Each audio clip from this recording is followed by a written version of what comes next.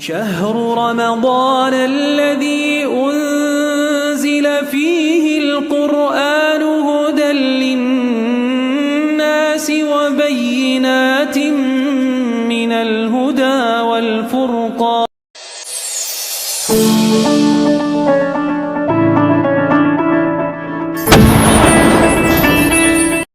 रमजान का विज्ञान, दिमाग, आत्मा और इंसान पर रमजान का असर।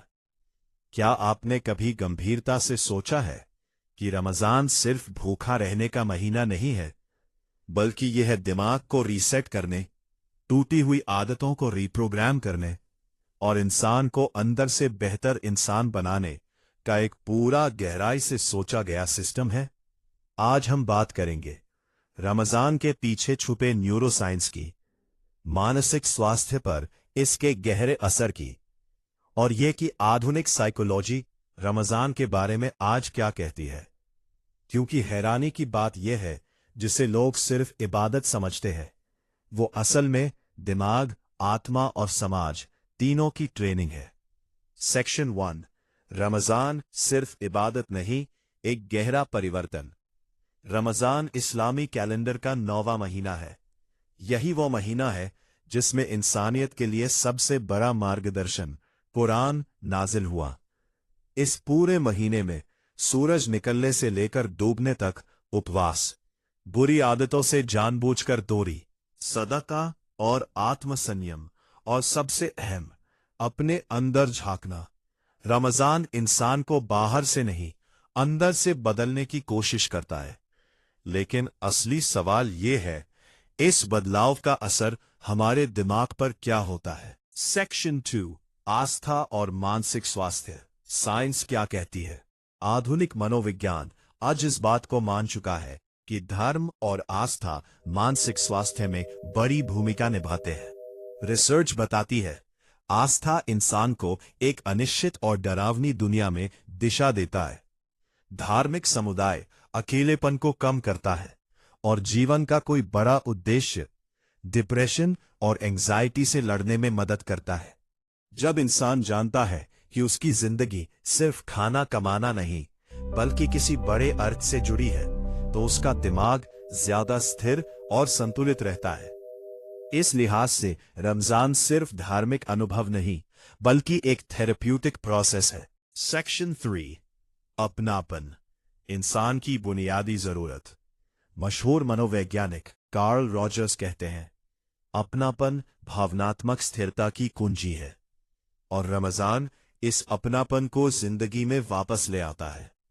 रमजान में परिवार एक साथ बैठता है, इफ्तार एक साथ होता है, मस्जिदें भर जाती हैं, समाज एक ही लय में सांस लेता है। ये सामूहिक अनुभव दिमाग को ये संदेश देता है, तुम अकेले नहीं हो, तुम सुरक्षित हो, और यही संदेश मानसिक स्वास्थ्य की नींव है। सेक्शन 4, बदली हुई दिनचर्या, माइंडफुलनेस। रमजान में खाने का समय बदल जाता है, सोने जागने की लय बदलती है, इंसान ज्यादा सजग हो जाता है।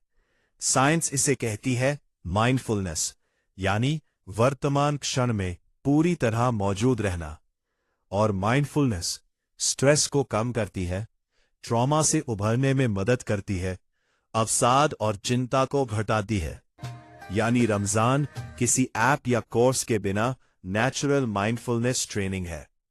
सेक्शन 5, दिमाग, डोपामाइन और बुरी आदतें। हम बुरी आदतों से क्यों जुड़े रहते हैं? क्योंकि दिमाग को डोपामाइन मिलता है और दिमाग कहता है ये सुरक्षित है। लेकिन रमजान अचानक पुराने पैटर्न तोड़ता है, दिमाग को नए रास्ते सिखाता है, आत्मनियंत्रण की ट्रेनिंग देता है। इसीलिए रमजान नशा, गुस्सा, आलस्य और अनियंत्रित इच्छाओं को छोड़ने का सबसे असरदार समय बन जाता है। सेक्शन 6, कमी नहीं, शुक्रगुजारी का महीना। रमजान को अक्सर लोग कमी की नजर से देखते हैं।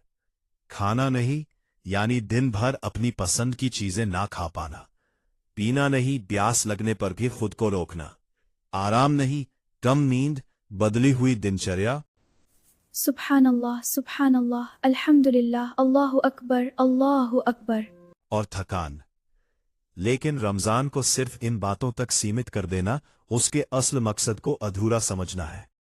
साइकोलॉजी और आत्मचिंतन हमें ये सिखाते हैं कि ये कमी का महीना नहीं है, बल्कि अपनी तेज रफ्तार जिंदगी को थोड़ी देर थामने का महीना है। Here you go, sweetie. Thank you, Baba. ये नुकसान या मजबूरी का समय नहीं, बल्कि अल्लाह की दी हुई हर छोटी बड़ी नेमत को महसूस करने और उसका शुक्र अदा करने का समय है। जब इंसान हर दिन खुद से ईमानदारी से पूछता है, आज मैंने क्या सीखा अपने सब्र, अपने नफ्स या अपनी सोच के बारे में, आज मैं किस नेमत के लिए दिल से शुक्रगुजार हूं जो आम दिनों में नजरअंदाज हो जाती है, आज मैंने अपनी किस आदत, इच्छा या गलत प्रतिक्रिया पर काबू पाया, तो धीरे धीरे उसका दिमाग शिकायत, कमी और नकारात्मक सोच से निकलकर सकारात्मकता, आत्मसंयम और सुकून की दिशा में बढ़ने लगता है। रमजान हमें यह एहसास दिलाता है कि पेट का खाली होना इम्तिहान है, लेकिन दिल का शुक्र, सब्र और ईमान से भर जाना ही असली कामयाबी है। सेक्शन 7, दान का न्यूरोसाइंस। क्या आप जानते हैं, दान करने से दिमाग में डोपामीन, सेरोटोनिन, ऑक्सीटोसिन रिलीज होते हैं। यही वजह है कि मदद करके दिल को सुकून मिलता है। रमजान में ज़कात, सदका, इफ्तार कराना, ये सब सिर्फ धार्मिक कर्म नहीं, ये इंसान को इंसान से जोड़ते हैं और दिमाग को खुशी का सिग्नल देते हैं। कंक्लूजन, रमजान आत्मा, दिमाग और समाज का संतुलन। न्यूरोसाइंस आज बिल्कुल साफ तौर पर यह कहता है कि जब इंसान किसी प्रक्रिया को जागरूकता और इरादे के साथ अपनाता है, तो उसका असर सिर्फ शरीर तक सीमित नहीं रहता, वो दिमाग, भावनाओं और व्यवहार तक पहुंचता है। और अगर रमजान को सही नीयत के साथ, यथार्थवादी और मानवीय लक्ष्यों के साथ और खुद व दूसरों के लिए सम्मान के साथ जिया जाए, तो रमजान सिर्फ एक धार्मिक महीना नहीं रहता, यह आत्मा को शुद्ध करता है, क्योंकि इंसान अपने अहंकार, लालच और जल्दबाजी से दूरी बनाना सीखता है। दिमाग को संतुलित करता है, क्योंकि अनुशासन, सब्र और आत्मनियंत्रण मस्तिष्क को स्थिर और शांत बनाते हैं। और समाज को जोड़ता है, क्योंकि भूख, दुआ, दान और इफ्तार इंसान को इंसान के करीब लाते हैं। इस नजरिए से देखा जाए तो रमजान कोई बोझ नहीं, कोई सजा नहीं और कोई मजबूरी नहीं है।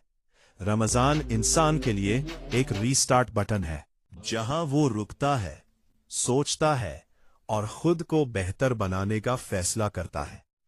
और शायद यही वजह है कि रमजान हर साल आता है, ताकि इंसान हर साल खुद को दोबारा इंसान बना सके। अगर ये वीडियो आपको सोचने पर मजबूर करे तो इसे शेयर कीजिए, क्योंकि रमजान सिर्फ मुसलमानों के लिए नहीं, बल्कि पूरी इंसानियत के लिए एक सबक है।